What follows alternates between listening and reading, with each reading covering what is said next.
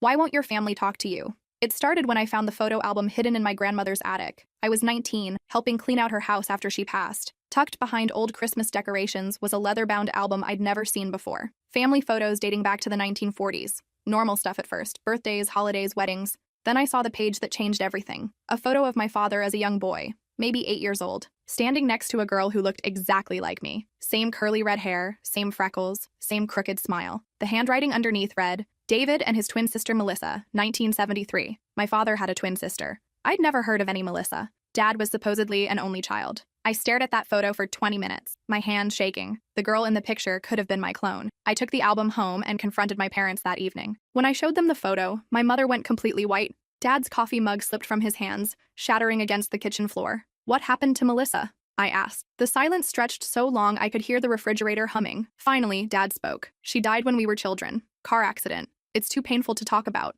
But his voice cracked on the word died. Mom wouldn't even look at me. Something was wrong. Very wrong. Over the next few weeks, I became obsessed. I searched through more family documents, old newspaper archives, anything I could find. No obituary for any Melissa. No record of a car accident involving the family in 1973. No death certificate. Nothing. It was like she'd been completely erased. I started asking extended family members about Melissa. My Uncle Randolph hung up on me mid-sentence. Aunt Patricia claimed she'd never heard that name before, but her hands were shaking when she said it. Cousin Bradley told me to stop digging into things that didn't concern me. That's when I knew I was onto something huge. 3 months into my investigation, I found her. Melissa Hartford. She'd taken her husband's name, living in Oregon, working as a veterinarian. I found her clinic's website. There she was in the staff photo, 45 years old now, but unmistakably the same person from that childhood picture. My father's twin sister was alive. I called the clinic, hands trembling as I dialed. When she answered, her voice sounded exactly like Dad's. Is this Melissa? I asked. Melissa, who grew up in Michigan with a twin brother named David? The line went dead silent for so long I thought she'd hung up. Then I heard her breathing, sharp and panicked. Who is this? She whispered. I'm David's daughter, your niece. And I need to know why my family has been lying to me my entire life. She started crying then, deep, heartbroken sobs that made my chest tight. You shouldn't have found me, she said. You don't understand what you've done. What do you mean? I asked, but she'd already hung up. That night, I got a call from my father. His voice was different, cold, dangerous. You need to stop this immediately. You're playing with forces you don't comprehend. What forces? What happened to Melissa? Why has the family been lying? He was quiet for a long moment. When he spoke again, his voice was barely above a whisper. Some secrets are buried for a reason. Drop this, or you'll end up just like she did. What do you mean, just like she did? She's alive, Dad. I talked to her. Another long pause. For now, he said. But if you keep digging, that might change. The line went dead. I didn't sleep that night. Dad's words kept echoing in my head. What did he mean? Just like she did. And why was everyone so terrified of me finding Melissa? The next morning, I tried calling the veterinary clinic again. The receptionist told me Melissa Hartford had resigned suddenly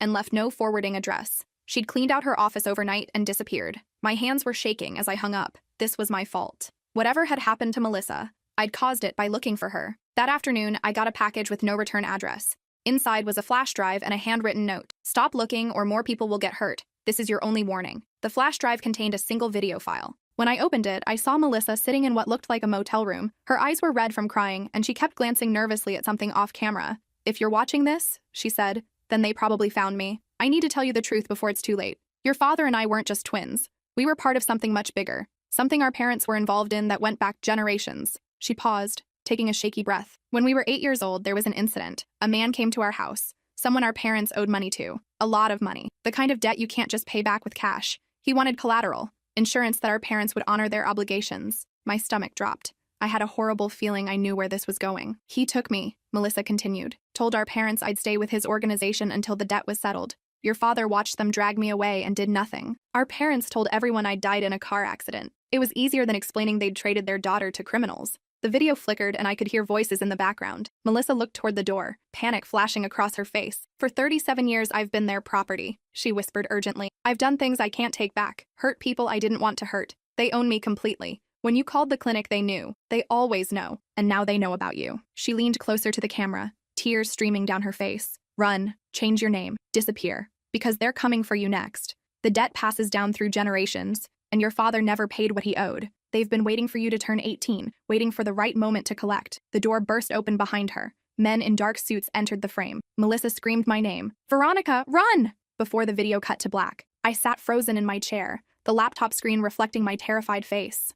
Everything made sense now. Why my family had isolated me. Why they'd never let me get close to anyone. Why they'd homeschooled me and kept me sheltered. They'd been protecting their investment. That evening, my parents came home from work together. Unusual since Dad normally worked late. Mom was carrying takeout from my favorite restaurant. Dad had a bottle of wine. "We need to talk, kiddo," Dad said, his voice artificially cheerful. "Have a seat." They set up dinner like it was a celebration. Mom kept smiling, but her hands were shaking as she served the food. Dad poured wine for all three of us, even though I'd never been allowed alcohol before. "To family," he said, raising his glass. I didn't touch mine. "I know about Melissa," I said quietly. Mom's fork clattered against her plate. Dad's smile faltered for just a moment before returning full force. "Honey, we've been through this. Melissa died when—" "Stop lying," I interrupted. "I saw the video. I know what you did. I know what they're planning to do to me." Dad set down his wine glass very carefully. When he looked at me, his eyes were completely different, cold, calculating, like he was seeing me for the first time. "You always were too smart for your own good," he said, "just like your aunt." Mom started crying silently, tears dropping into her untouched food.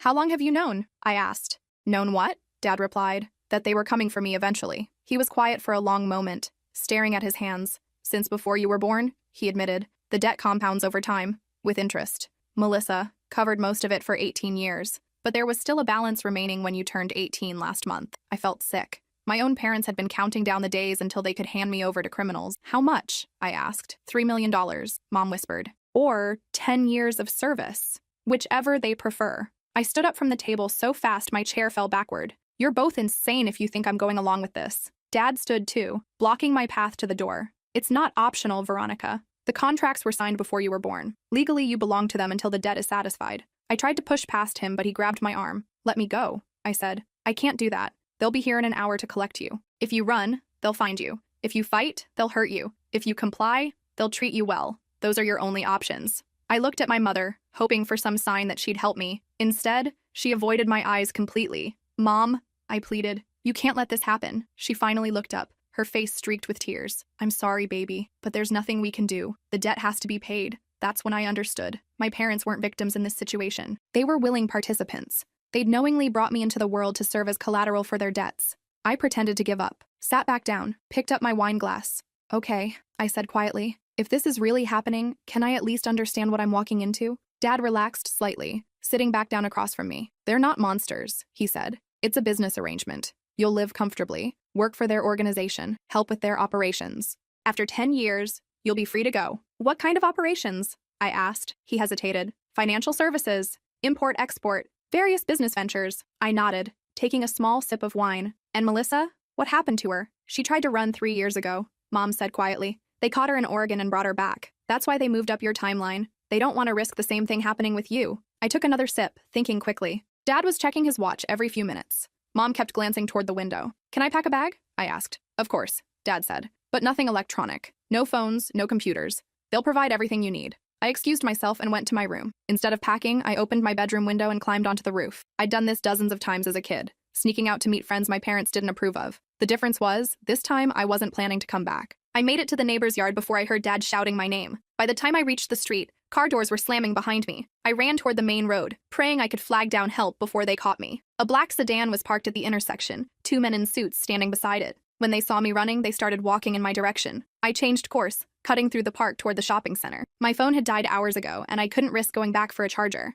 I needed to find help, but who could I trust? The police? What if these people had connections there too? I ducked behind a dumpster as the sedan cruised slowly through the parking lot. The men inside were scanning the area systematically, professional, patient, like they'd done this before. That's when I spotted the 24-hour diner across the street. It was busy, full of people, witnesses. I sprinted across 4 lanes of traffic and burst through the front door. The waitress at the counter looked up, startled by my dramatic entrance. "Are you okay, honey?" she asked. "You look terrified." "I need to use your phone," I said. "Please." "It's an emergency." She handed me the cordless phone from behind the register. I dialed 911, my hands shaking so badly I could barely press the numbers. "911, what's your emergency?" "I need help," I said. "People are trying to kidnap me. They're in a black sedan outside the Moonlight Diner on Route 9. Ma'am, are you injured? Are you in immediate danger?" I looked out the window. The sedan was parked across the street, both men now standing outside the vehicle. One of them was talking on a phone. "Yes," I said. "They're right outside. Please send someone quickly. Stay on the line. Units are en route." The next 20 minutes felt like hours.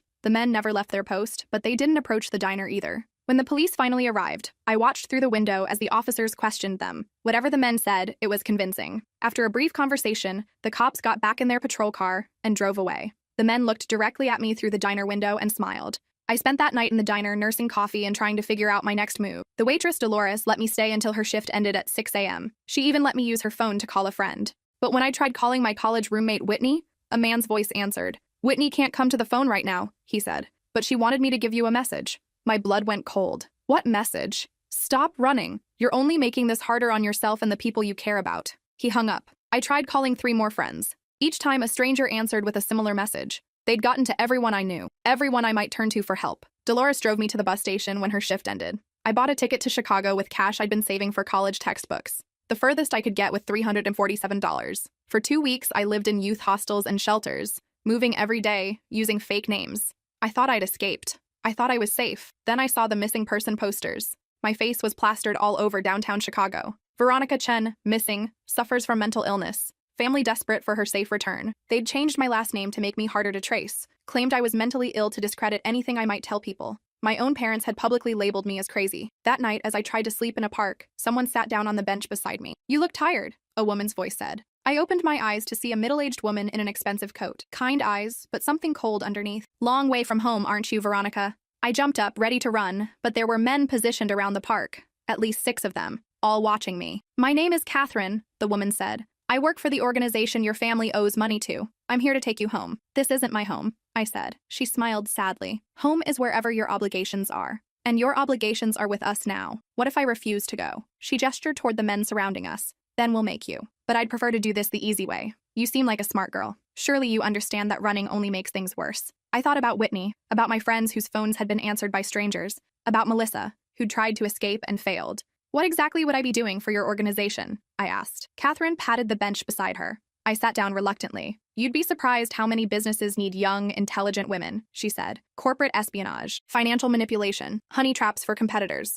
Your father mentioned you're studying computer science. That's very valuable in our line of work. And after 10 years, she shrugged. Some people choose to stay. The work can be quite lucrative once you've proven yourself. Others prefer to start fresh somewhere new. We're very generous with retirement packages for loyal employees. What about the people who try to leave early?" Her smile disappeared. "That depends on how much damage they do on their way out." I spent the next hour listening to Catherine explain my new life. I'd live in a company apartment in Manhattan, attend training sessions during the day, complete assignments as they came up, follow instructions without question. In return, I'd be well-fed, well-dressed, and well-educated in skills most people never learn. It didn't sound like slavery. It sounded like a job I could never quit, with employers I could never refuse, doing things that were probably illegal, but it also sounded survivable. As we walked toward a waiting car, Catherine made one final offer. "Your Aunt Melissa spoke very highly of you during her time with us. She said you were resourceful, intelligent, capable of learning from other people's mistakes." "What kind of mistakes?" I asked. She tried to maintain contact with her old life, kept hoping someone would rescue her. "Wasted years planning escapes instead of building a new identity within our organization. Don't make the same errors." When we reached the car, I turned back to look at the city skyline one last time as a free person. "How long did it take Melissa to accept this?" I asked. Catherine opened the passenger door for me. "Officially, about 6 months. Unofficially, she's still fighting it, even after all these years. That's why she spent most of her adult life in punishment assignments instead of advancement opportunities." I got in the car. The apartment they gave me was nicer than anywhere I'd ever lived. Floor-to-ceiling windows overlooking Central Park. A kitchen full of expensive appliances I didn't know how to use. A walk-in closet filled with clothes in my exact size. My training started the next morning. Computer hacking, social engineering, financial fraud, identity theft. They taught me how to become someone else completely. How to manipulate people into revealing information they'd never intended to share. How to destroy someone's life with a few keystrokes. The instructors were professionals. Former CIA agents, ex-military, reformed hackers who'd been caught and recruited rather than prosecuted. They didn't treat me like a victim or a prisoner. They treated me like a student learning valuable skills. My first instructor was a woman named Lillian who'd spent 15 years with the NSA before joining the organization. She was patient but demanding, breaking down complex cybersecurity systems into manageable lessons. The key to social engineering, she explained during my 3rd week, is understanding that everyone wants to be helpful. People are naturally inclined to assist others, especially when those others seem vulnerable or in distress. Your job is to identify and exploit that impulse. She showed me how to craft emails that looked like desperate pleas from CEOs locked out of their accounts, how to impersonate IT support staff calling about urgent security updates, how to pose as a confused new employee who just needed someone to walk her through the login process. Within a month, I could hack into most small business networks within hours. Within 2 months, I was successfully infiltrating major corporations. I was good at it, terrifyingly good. But the computer work was just one aspect of my training. Tuesdays and Thursdays were dedicated to what they called interpersonal manipulation, with an instructor named Gregory, former military intelligence with scars on his hands and eyes that never seemed to blink. People reveal information in predictable patterns, he told me. Under stress, they revert to habits. Under pressure, they make mistakes. Under the right kind of attention, they'll tell you anything you want to know. He taught me how to read microexpressions, how to identify when someone was lying, how to make people trust me within minutes of meeting them, how to extract secrets during casual conversations. The most disturbing part was how natural it felt. Like I'd been born for this kind of work. Fridays were for physical training with a woman named Gail, who taught self-defense to federal agents for 20 years. Not the kind of martial arts you see in movies, practical, brutal techniques designed to incapacitate quickly and escape cleanly. You're not learning to fight, she explained after throwing me across the training mat for the 10th time that day. You're learning to survive. There's a difference. She taught me how to break free from restraints, how to use everyday objects as weapons, how to identify exits in any room within seconds of entering, how to disappear into crowds. Skills I hoped I'd never need but suspected I would. The weekends were my own, but I had nowhere to go. The organization provided everything I needed within a 6-block radius of my apartment. Restaurants, shopping, entertainment. A carefully controlled environment where I could feel free while remaining completely contained. Other people in my situation lived in the same building. I recognized them by their careful politeness and the way they never asked personal questions. We'd nod to each other in the hallways or share tables at the building's cafe, but we never became friends. Friendship required trust, and none of us could afford that luxury. After 6 months of training, I received my first assignment. A small technology startup in Boston had developed software the organization wanted to acquire. The owner had refused several generous offers, so I was being sent to change his mind. My cover story was simple. A recent college graduate looking for work in the tech industry. Someone young and inexperienced enough to seem harmless. Someone attractive enough to get noticed, but not so stunning as to raise suspicions. The target was Trevor Novak, 28 years old, recently divorced, working 16-hour days to build his company. According to his file, he was lonely, stressed, and increasingly isolated from friends and family. In other words, perfect. I spent 2 weeks studying his routines. The coffee shop he visited every morning, the gym where he worked out during lunch breaks, the bar where he went for exactly 2 drinks every Friday night before returning to his office. On a Tuesday morning, I positioned myself at his usual coffee shop with a laptop and a stack of computer science textbooks. When he walked in, I was sitting at the table next to his usual spot, frantically typing code and looking frustrated. He noticed me immediately, made eye contact when I sighed dramatically, and slumped back in my chair. I gave him a tired smile and went back to my work. 10 minutes later, as he was leaving, he stopped by my table. "Programming problems?" he asked, gesturing toward my screen. I looked up with the perfect combination of embarrassment and hope. "Job interview tomorrow," I said. "First one since graduation. I'm supposed to demonstrate my coding skills, but this algorithm is impossible." He glanced at my code, intentionally flawed in a way that would be obvious to someone with his expertise. "Mind if I take a look?" he asked. I spent the next hour playing the role of grateful student while he explained concepts I already understood. By the end of our conversation, he'd invited me to visit his office for a proper tour. 2 weeks later, he offered me a job. 2 months after that, he was telling me about his company's financial problems over dinner. 6 months later, he was showing me confidential documents and asking for my advice on major business decisions. I never had to seduce him.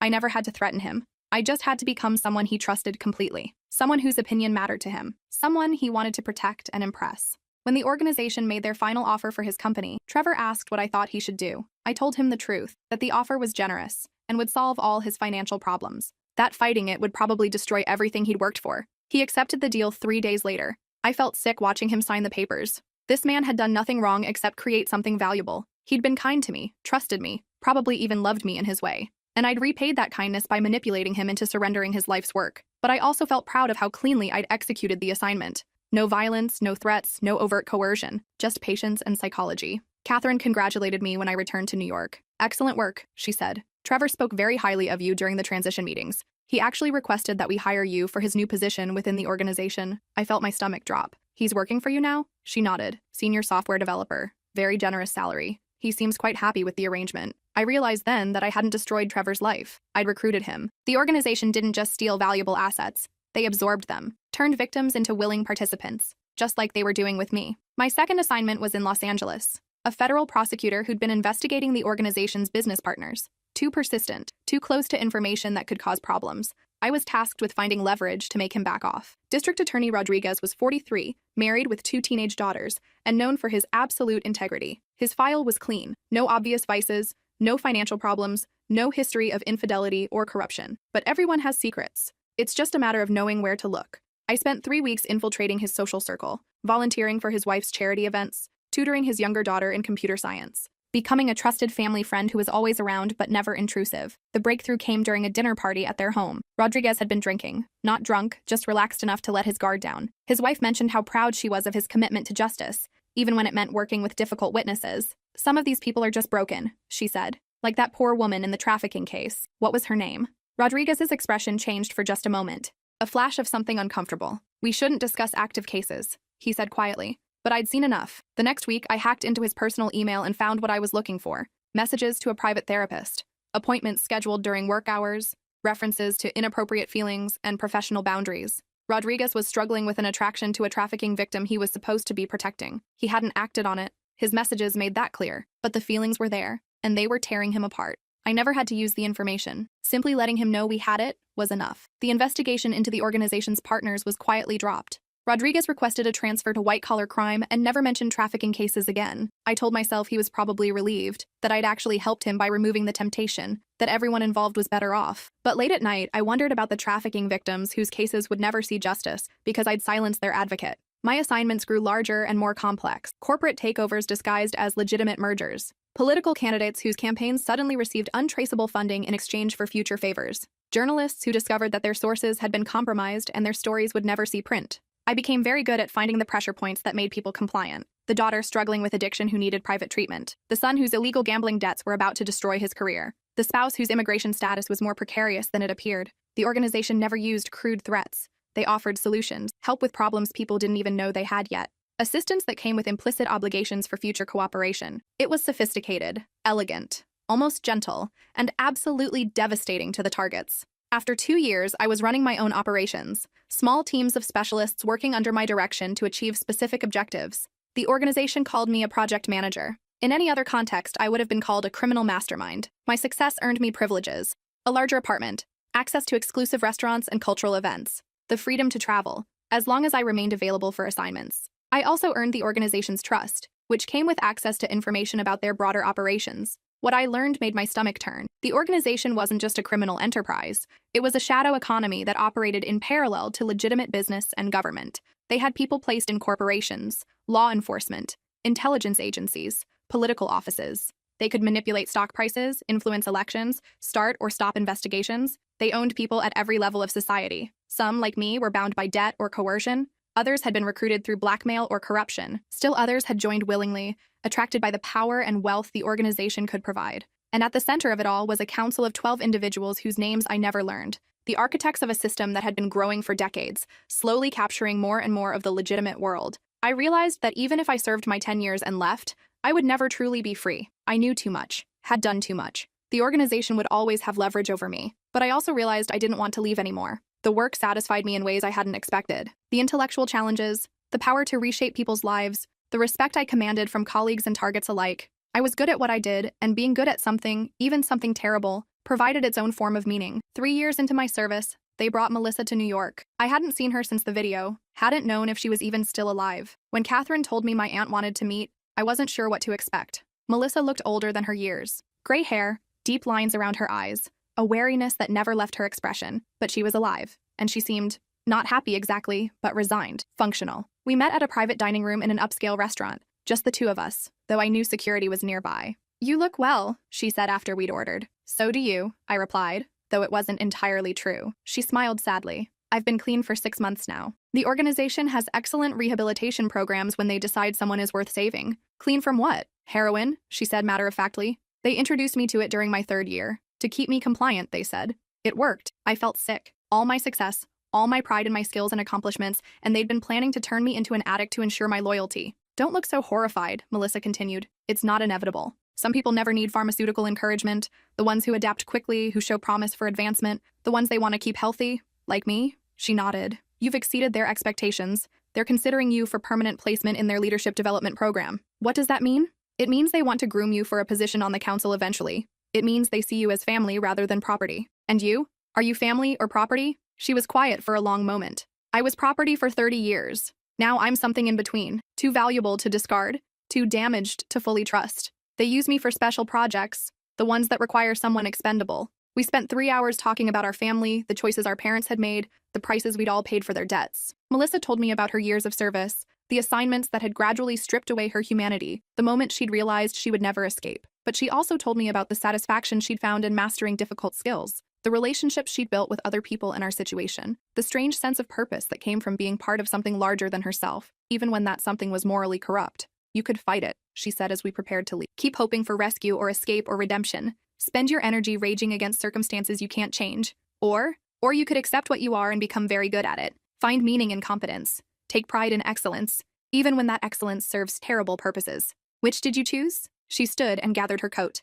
I fought for 15 years. Spent the last 22 building something resembling a life within the constraints I couldn't change. I'm not sure which approach caused me more suffering. As she walked away, she turned back once. They're going to offer you a choice soon, she said. Remember that every choice eliminates other possibilities. Choose carefully. 2 weeks later, Catherine called me into her office. The council has been reviewing your performance, she began. They're very impressed with your work, your success rate, your innovation, your leadership potential. Thank you, I said, though I wasn't sure if it was appropriate to feel grateful. They'd like to offer you a permanent position, full membership in the organization, with all the benefits and responsibilities that entails. What kind of responsibilities? Catherine leaned back in her chair. You'd be involved in strategic planning, long-term operations that could affect entire industries or governments. You'd have your own budget, your own team, your own area of expertise. And the benefits? Financial security beyond anything you could achieve in the legitimate world. Access to resources most people can't imagine. The power to shape events on a global scale. What about my 10-year contract? That would be voided. This is a lifetime commitment, Veronica. Once you accept, there's no retirement package, no walking away. You become part of the organization permanently. I asked for time to consider the offer. That night, I stood on my apartment balcony, looking out over Central Park. 5 years ago, I'd been a college freshman with plans to study computer science and maybe work for a tech startup. Now, I was being offered a position in a shadow organization that could topple governments. The terrifying part wasn't that they'd asked me to join them permanently. The terrifying part was that I wanted to say yes. I'd found my calling in this work. I was exceptionally good at manipulating people, at finding their weaknesses and exploiting them. I enjoyed the intellectual challenges and the sophisticated nature of the operations. I also enjoyed the power, the ability to reshape someone's entire life with a phone call or an email, the respect I commanded from people who didn't know my real age or background, the satisfaction of completing impossible assignments. Most people never get the chance to discover what they're truly capable of. Most people live their entire lives without knowing their real potential. The organization had shown me mine, and my potential was for causing exquisite, surgical harm to people who stood in the way of their objectives. I called Catherine the next morning and accepted the offer. The initiation ceremony was small and private. Just me, Catherine, and 3 members of the council whose faces I was finally allowed to see. They explained the organization's history, its philosophy, its ultimate goals. We don't see ourselves as criminals, one of them said. We see ourselves as architects of a more efficient system, one where power flows to those who understand how to use it responsibly. Governments are inefficient. Corporations are short-sighted. Democracy is chaos. We provide stability, direction, and long-term planning that benefits everyone, even if they don't realize it. I nodded and smiled and said the right words. But internally, I was thinking about Trevor, about District Attorney Rodriguez, about all the people whose lives I'd altered to serve the organization's definition of efficiency. I was also thinking about how good I'd become at hiding my real thoughts, how easily I could smile while calculating someone's destruction, how naturally deception had come to me. That night, I called my parents for the first time in 5 years. Dad answered on the 3rd ring, his voice cautious. Veronica, is that really you? Hello, Dad. I wanted you to know that I'm doing well. The organization has offered me a permanent position. Silence on the other end.